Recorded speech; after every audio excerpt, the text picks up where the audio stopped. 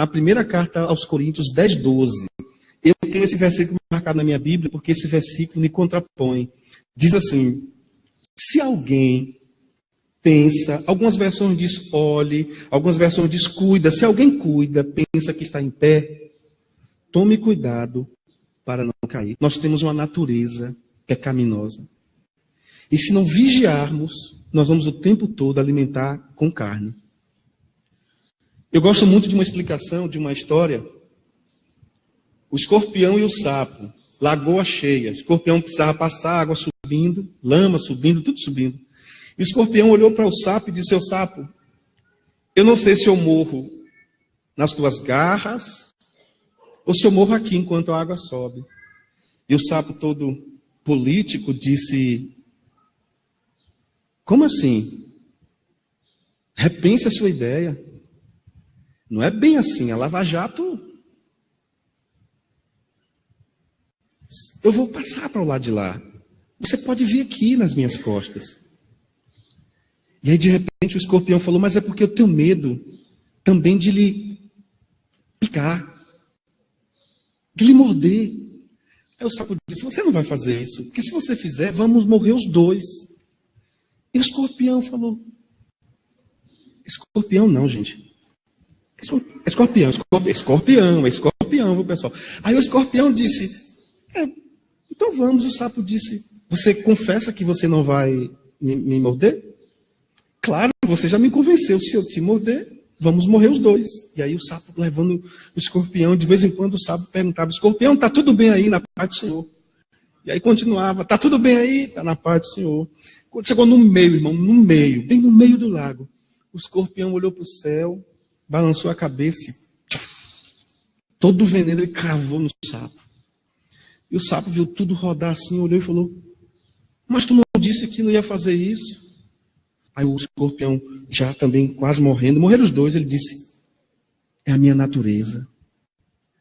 Irmão, eu aprendi na minha adolescência, quando eu vi essa história, porque nós temos uma natureza. Não se engane, não. E Paulo, filosoficamente, Paulo explicou isso muito bem. O pastor, mas isso está falando só com a igreja, né? Porque os pastores não, né? Não, se eu fosse escrever esse texto para os pastores, eu dizia assim: você, pastor, tome cuidado triplicado. Pois bem, por conta disso, os batistas que lançaram excelentes projetos, tipo Jesus Cristo, a única esperança. Quem lembra dessa época, dessa campanha? Jesus Cristo, a única esperança.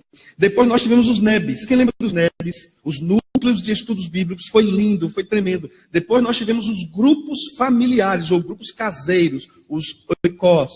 Então, os batistas foram sempre firmes na palavra. Mas houve um período, e eu quero dizer o seguinte, irmãos: a igreja, ela tem uma tendência a ser influenciada pelo mundo. Agora, a cosmovisão do evangélico é interessante. Nós enxergamos a igreja na roupa dos irmãos. Pastor, o mundo está entrando na igreja. Olha a roupa das irmãs, concordo com você. Quando alguém se comporta como o mundo, escuta a música do mundo, você fala: pastor, olha como é que está ouvindo a rocha. Concordo com você. O problema é que nós não nos apercebemos da igreja entrando no mundo através da metodologia mundana, satânica. Que metodologia é essa? Fazemos um evento, convidamos as pessoas e elas vêm, alguns lugares, elas vêm, há um terrorismo, há uma proposta miraculosa de cura e a pessoa paga com o dízimo, com a oferta, pronto. Nos perdemos fazendo tudo menos o que Jesus falou para fazermos. A prova é que sacralizamos a igreja de tal forma que, se o pastor viajar, tem irmãos que não querem vir para a igreja. Por quê? Porque a nossa visão é mundana. Ela é criada metodologicamente. O clero, a casta, é um modelo imperial. Sem esse cara, as coisas não acontecem. Depois desse cara, tudo mudou. O cereal que ficava retido, agora todo mundo tem cereal. Não tinha vacina para todo mundo, era só para o rico dos fazendeiros. Agora tem vacina para todo mundo. É uma visão imperial, então tem um cara lá na frente.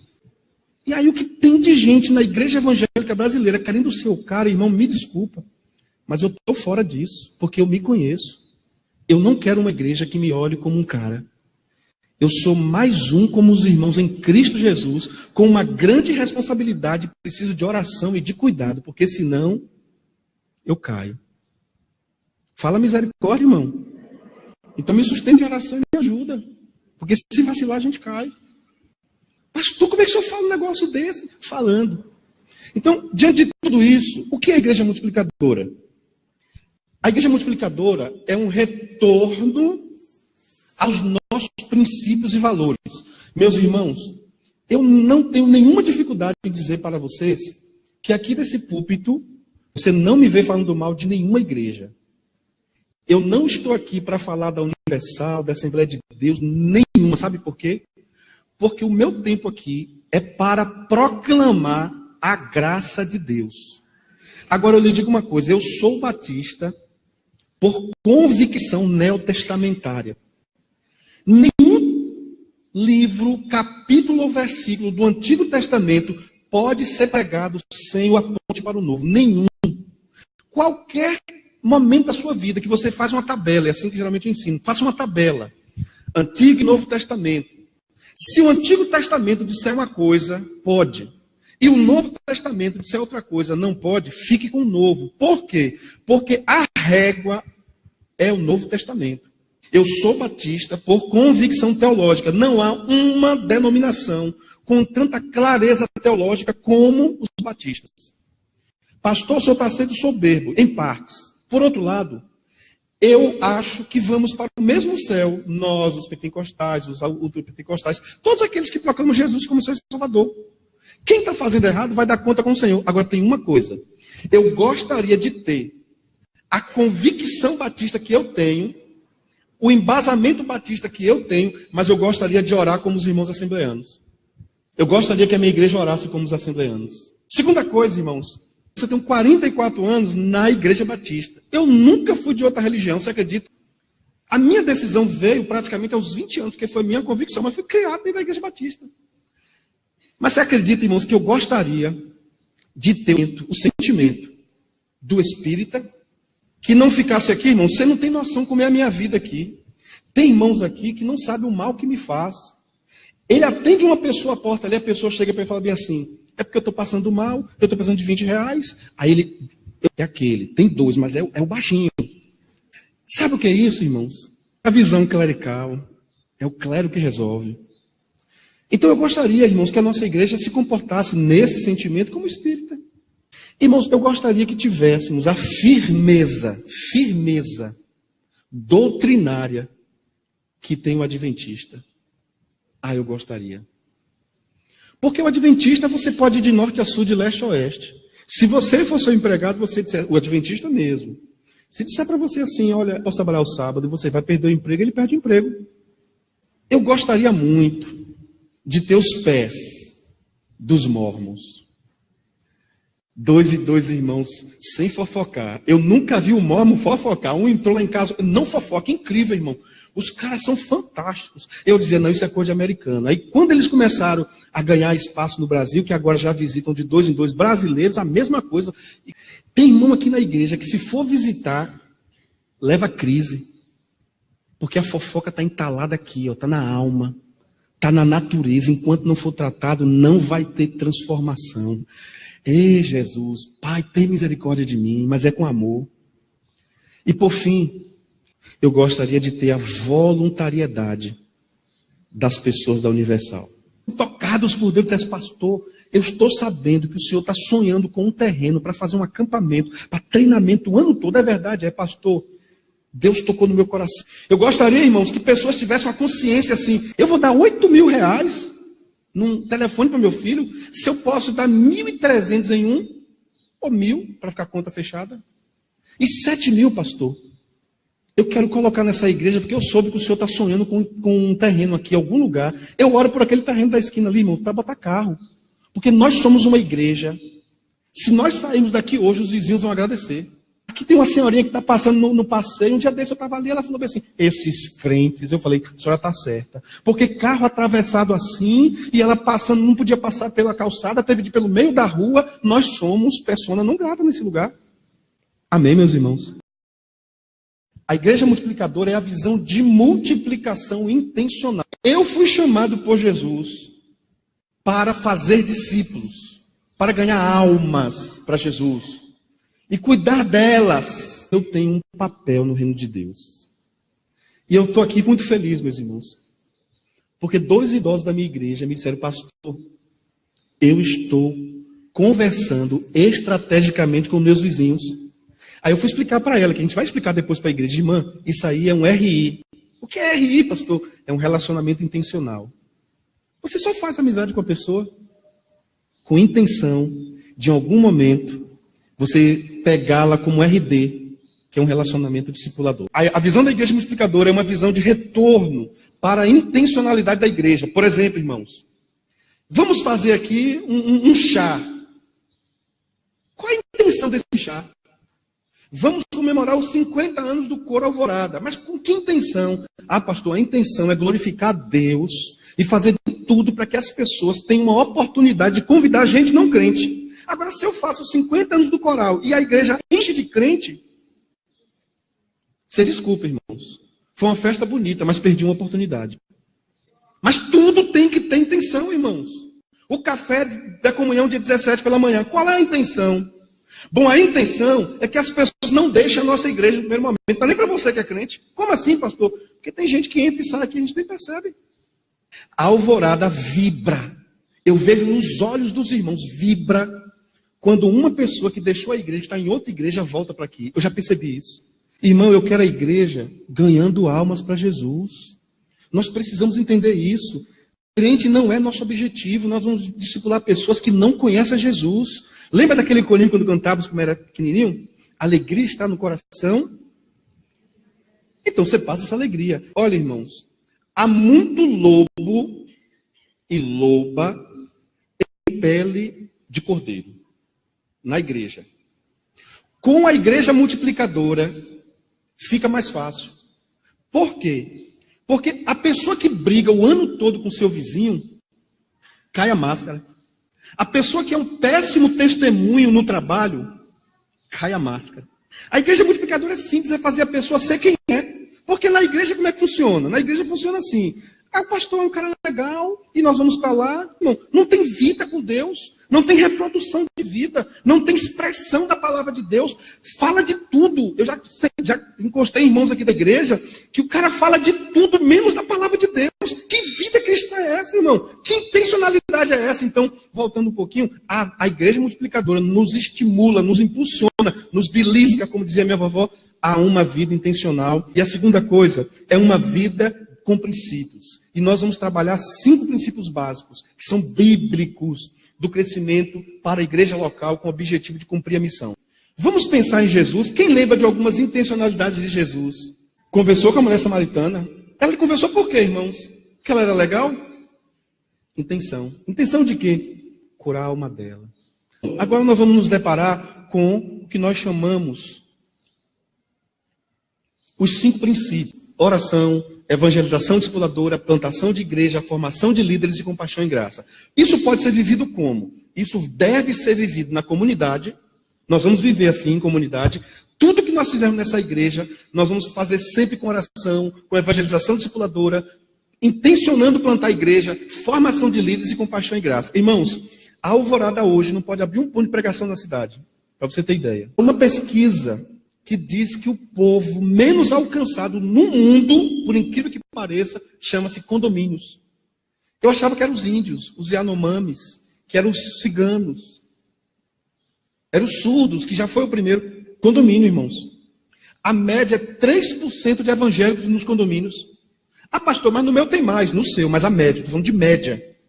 3%. O que acontece? Nós precisamos colocar congregações desses condomínios. Quem mora em condomínio, aqui na igreja, fica em pé, só quem mora em condomínio. Pronto. Olha quantas... gente, dá uma olhadinha vocês aí. Olha quantas congregações nós já temos em Feira de Santana. Eita, Deus maravilhoso. Pode sentar, meus irmãos. Pronto, está resolvido o problema. Eu não preciso procurar o prefeito. Eu só preciso começar uma pequena reunião com meu vizinho. Ou até com um irmão da igreja e depois chamar alguém. Então, é como se fosse um eixo. No centro, nós temos a Igreja Batista Alvorada, que é a igreja multiplicadora.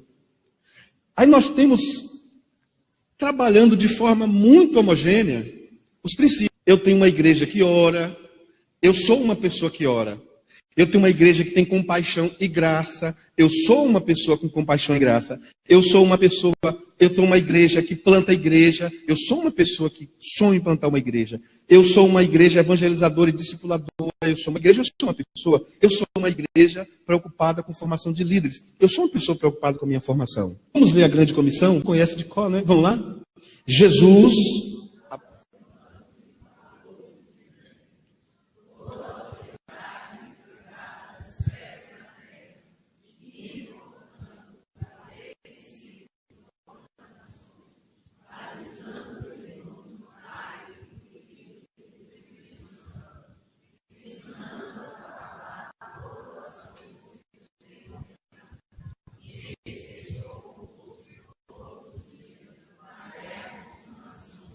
A minha pergunta é: você tem desfrutado da autoridade que o Senhor te deu, tanto do céu quanto na terra?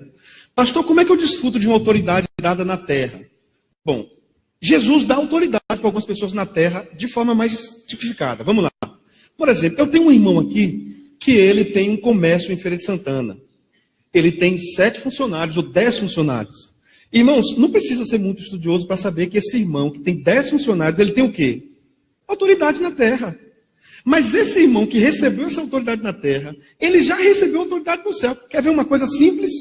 Custa muito, irmãos, fazer uma reunião de oração com seus funcionários? É muito caro, será? Irmãos, todo condomínio que eu moro, chega final do ano, eu dou uma Bíblia, um panetone e um valor em dinheiro. Aí Tina falou: filho, mas está errado.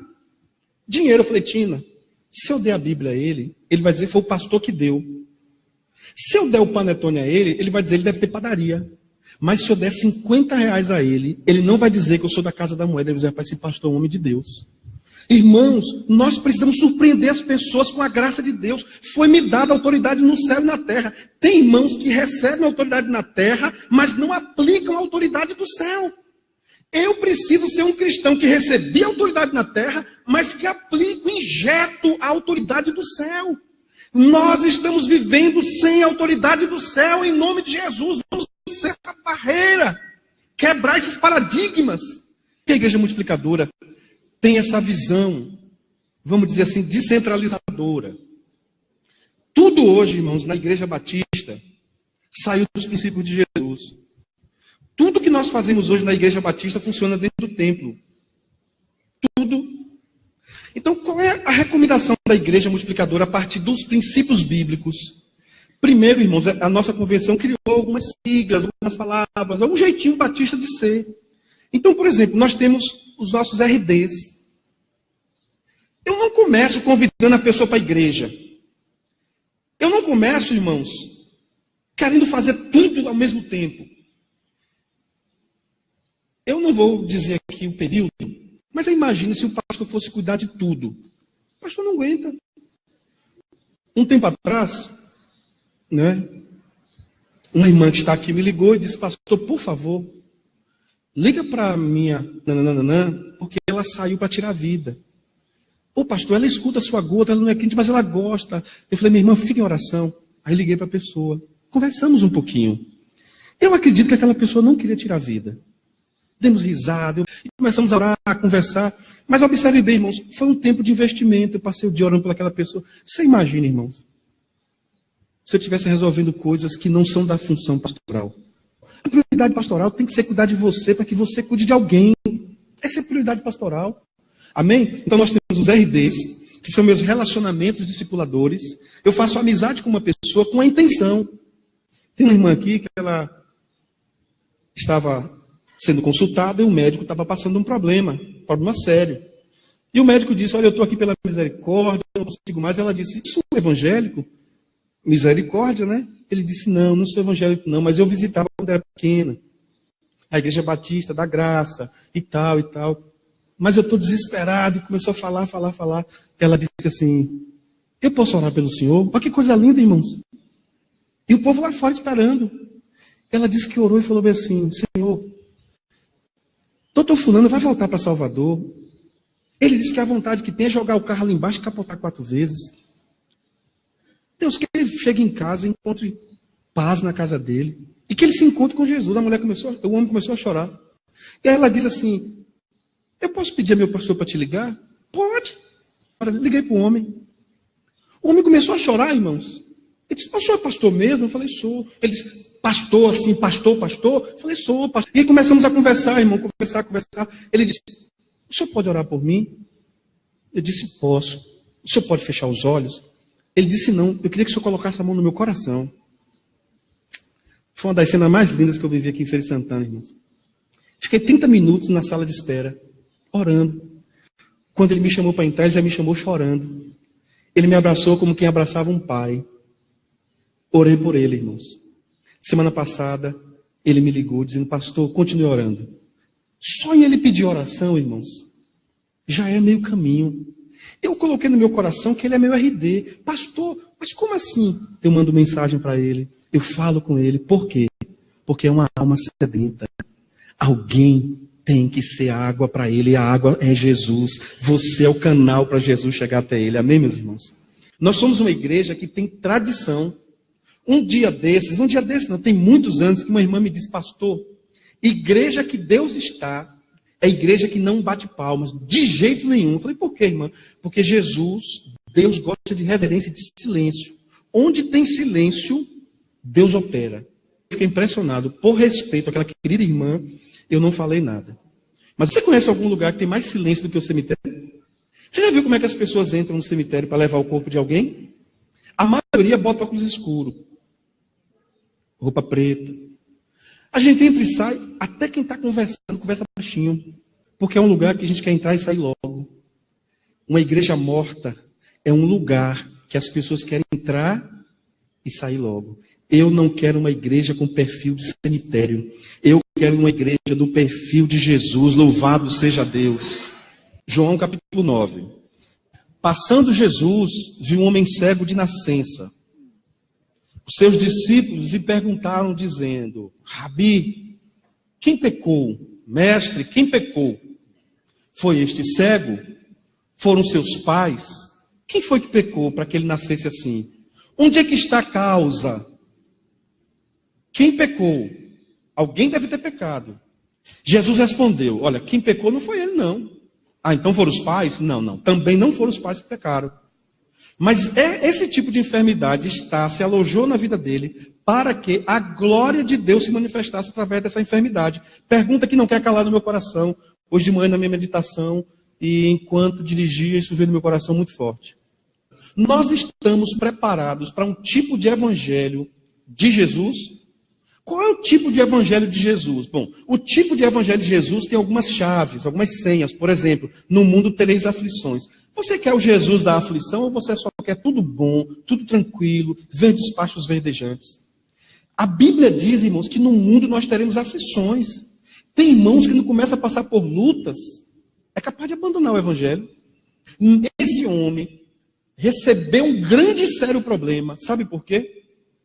Porque ele ia ser um testemunho de Deus. Existem problemas na sua vida que Deus permite, minha irmã, para que a glória de Deus venha. Primeiro probleminha, a gente quer pular fora do barco.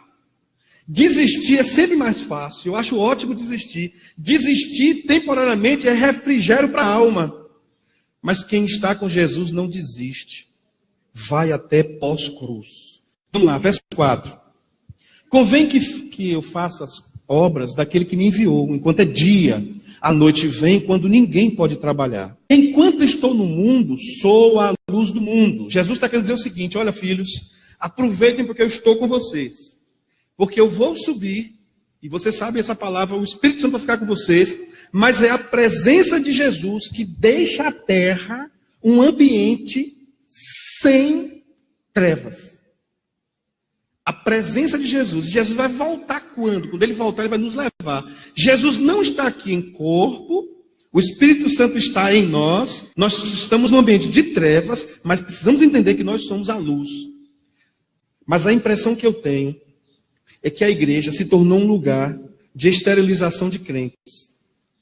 Então, se nós não tivermos cuidado, nós vamos ficar dentro da igreja como crentes esterilizados, ou seja, longe do pecado, nós não fazemos o que eles fazem, e tudo está certo. Nós somos uma geração que esteriliza o mundo, pregando o evangelho em nome de Jesus. Diga amém!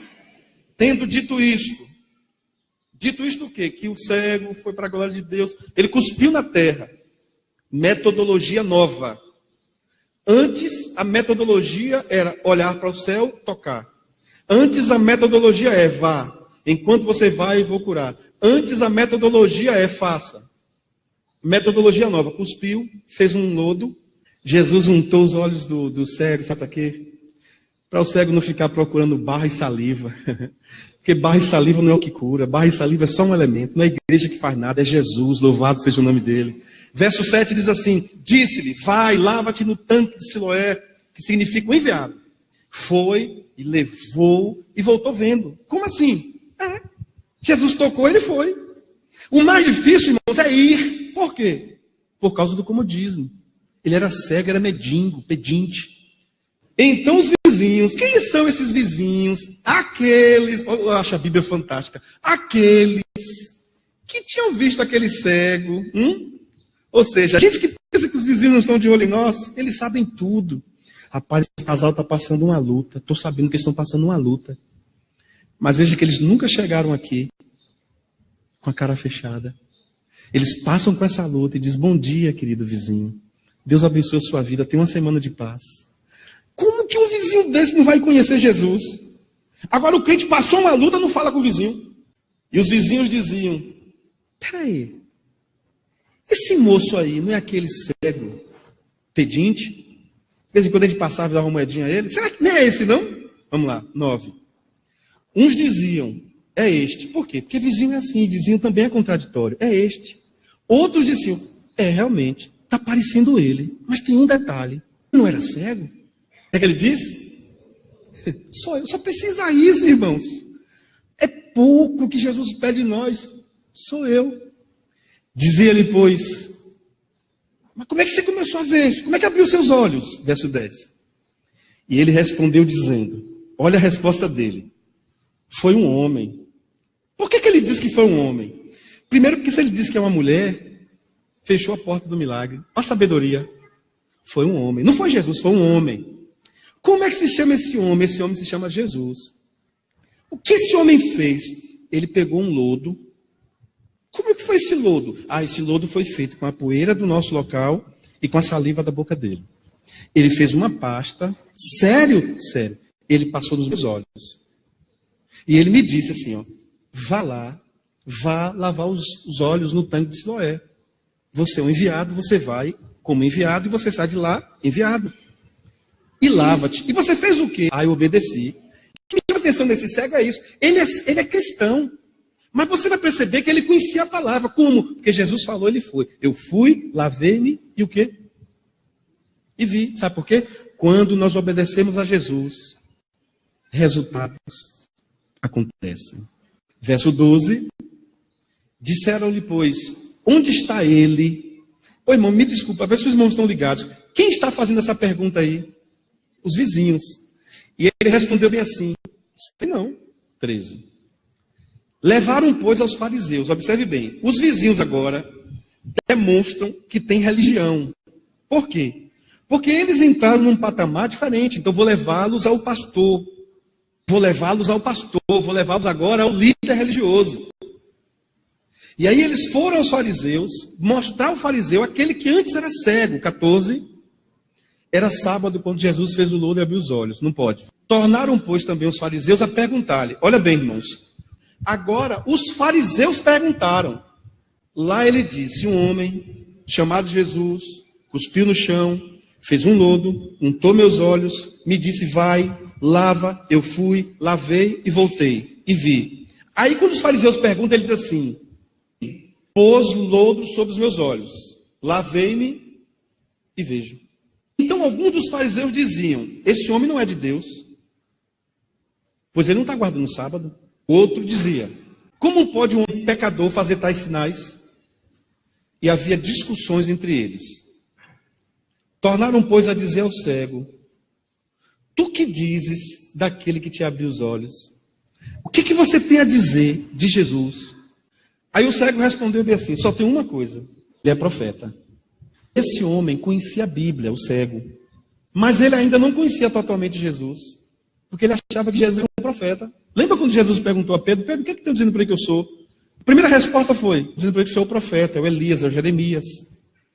Então, ele ainda não tinha completa revelação. O que isso me leva a crer? Me leva a crer que esse homem tinha 2 tipos de cegueira. Jesus teve 2 trabalhos, curar a cegueira ocular, física, e curar a cegueira espiritual. Vamos ver como é que Jesus curou a cegueira espiritual? E aí ele está falando com os fariseus. Os judeus, porém, não creram que ele tivesse sido cego. Ou seja, isso é uma armação. Enquanto não chamaram os pais do que agora vi. Então fizeram o quê? 18, chamaram os pais e perguntaram, dizendo, este o vosso filho? Vocês estão dizendo por aí que ele nasceu cego? É este mesmo? Como é que ele está enxergando agora se vocês disseram que ele era cego? Ou seja, os pais poderiam ser mortos ali na praça pública, apedrejados. Seus pais responderam dizendo-lhes, sabemos que esse é nosso filho. E sabemos que ele nasceu cego, porque saiu de dentro de mim, a mãe. E o pai, fui eu que fiz aí, nasceu cego. Como ele está vendo, eu não sei. Será, irmãos, que os nossos parentes em casa, eles falam isso da gente? Eles falam isso de nós? Pais, esse sujeito era assim, depois que entrou para a fé cristã, para a igreja, aquela igreja dos crentes. Eu nem sei como foi, mas hoje ele está vendo. Não sei quem abriu os olhos. Pergunta a ele, porque ele tem idade. Olha como eles tiraram, terceirizaram. Pergunte a ele mesmo. Ele responde por si, ele tem título eleitor. Pergunta a ele. Olha que coisa linda, o 22. Seus pais fizeram isso porque tinham medo dos judeus. Porque os judeus tinham resolvido que se alguém confessasse ser Cristo, fosse expulso da sinagoga. 24. Chamaram, pois, pela segunda vez e disseram para ele assim, glorifica a Deus. Dá glória a Deus. Eu fico pensando nessa cena, irmãos. Os religiosos queriam que ele desse glória a Deus. Que coisa sem sentido. Dá glória a Deus. Porque quem te curou não foi esse homem que você está dizendo. Quem te curou foi Deus. Dá glória a Deus. Que Deus eles estavam falando? Dá glória a Deus, a ele não. Porque este que te curou, ele é pecador. Olha, irmãos, como esses homens foram taxativos. Ele é pecador. Aí o cego respondeu, se é pecador, eu não sei. O que tem de gente na igreja que sabe o pecado de todo mundo, aquele ali. Olha o que esse cego ensina para a igreja discipuladora. Se ele é pecador, nem sei, nem quero saber. Agora, uma coisa eu sei. O rótulo de pecador serve para mim, porque eu era pecador. E ele me tocou, e agora eu vejo. Eu era cego, e agora vejo. Perguntaram-lhe, pois, o que te fez ele? O que ele te fez? Como é que ele abriu os olhos? Qual a metodologia? 27. E ele lhes respondeu, eu não já disse? Por que vocês querem ouvir de novo? Sabe o que é isso, irmãos? Aquele cego estava começando a entender que ele tinha sido perdoado dos pecados. Muitos de nós precisamos entender que quando Jesus nos perdoa um pecado, não toque mais no assunto. Não fale mais da sua cegueira antiga. E se alguém falar, repreenda, porque as coisas velhas já passaram. Porque tudo se fez novo. Eu já falei, não vou falar de novo. Querem ouvir porventura? Vocês querem ser discípulos dele também? Querem ser discípulos de Jesus também? Olha o 28. Então eles se injuriaram, blasfemaram, nervosos. Discípulo de Jesus é você. Nós somos discípulos de Moisés. Feche os seus olhos, eu quero fazer 2 perguntas. Primeira pergunta. De quem você é discípula, minha irmã? De Jesus ou de Moisés? Segunda pergunta. A primeira cegueira eu já sei que você não tem, graças a Deus. Mas será que você não é um homem, uma mulher, uma senhora, um senhor, um jovem, uma adolescente, cego espiritualmente? Pastor, como é que eu sou cego espiritualmente? Quando eu não consigo enxergar Jesus. Ou talvez quando eu conheço muito como os fariseus conheciam. E os fariseus disseram, Moisés não é assim. Está lá Levítico 18. Você tem Números. Você tem Apocalipse. Você tem tantos versículos da Bíblia para nos mostrar que devemos olhar para Jesus. Mas uma pessoa cega, ela conheceu Moisés, ela se encanta com Moisés. E ela não abre mão de Moisés. Moisés pode ser o pastor Hermes. Uma igreja discipuladora tira os Moisés e deixa só Jesus. Uma igreja discipuladora não fica com o olhar só no homem. Quando nós temos um homem como referência, esse é o nosso Moisés. A história da nossa igreja pode ser o nosso Moisés. O seu marido pode ser o seu Moisés. A sua esposa pode ser seu Moisés. Seu filho pode ser seu Moisés. Seus pais podem ser seu Moisés. Querer casar a qualquer custo pode ser o seu Moisés. De quem você é discípulo? De Jesus ou de Moisés? O que me chama a atenção é que esses homens enxergaram naquele homem um discípulo de Jesus. Nós vamos orar, meu irmão. E eu queria que você fizesse uma oração por você mesmo. Faça 30 segundos a oração por você e vamos embora. Deus, eu sei que nós passamos um pouquinho do tempo e eu te agradeço porque tempo é questão de prioridade. E havia necessidade de utilizar um pouco mais o nosso tempo. Ministra a palavra na nossa mente, consciência e coração. Transforma isso em atitudes palpáveis, dos pés, das mãos. Transforma isso numa graça especial no nosso olhar, numa maneira diferenciada ao ouvir. E que o Senhor vos abençoe e vos guarde. O Senhor faça resplandecer o seu rosto sobre vós e tenha misericórdia de vós. O Senhor sobre vós levante o seu rosto e vos dê sempre, mas sempre mesmo, a paz. Em nome de Jesus.